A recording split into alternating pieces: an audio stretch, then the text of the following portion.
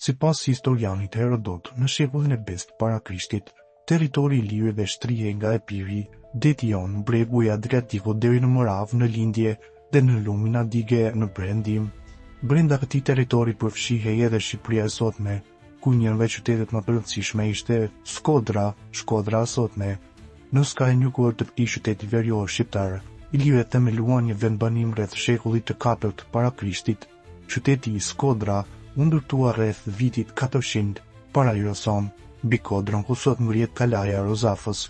Gjatë periudhës armake, qyteti u zgjerua dhe u shtri në rrafshin përreth Kodrës, duke u shndërruar në një qendër kyçe tregtare dhe strategjike.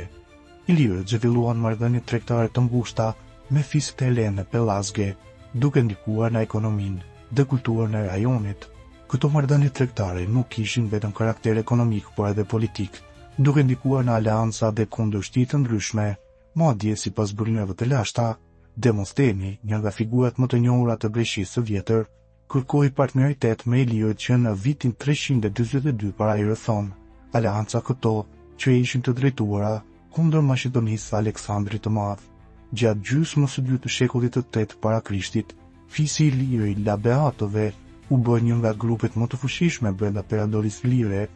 Ky fis luajti një rol kryesor në politikën e kohës dhe drejtoi shtetin e lirë në udhëheqjen e mbretit Pleurati, i cili vdiq në vitin 250 para Iroson, pas të cilit mbretërinë mori Agroni, vdiq në vitin 231 para Iroson.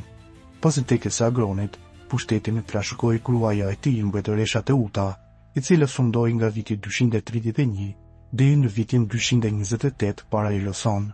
Në sundimin e Teutës, Iliria njohu një zgjerim të madh dhe fuqizim ushtarak.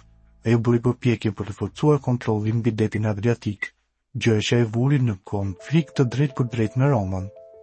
Pavarësisht sfidave, gjatë mbretërimit të saj, perandoria ilire u fuqizua, duke pasur Shkodrën si qendrën e saj politike dhe administrative. Qyteti i Shkodrës vazhdoi të mbetej një nga qendrat më të rëndësishme rajonale për shumë shekuj, duke luajtur një rol kyç në historinë e Ballkanit në atë kohë.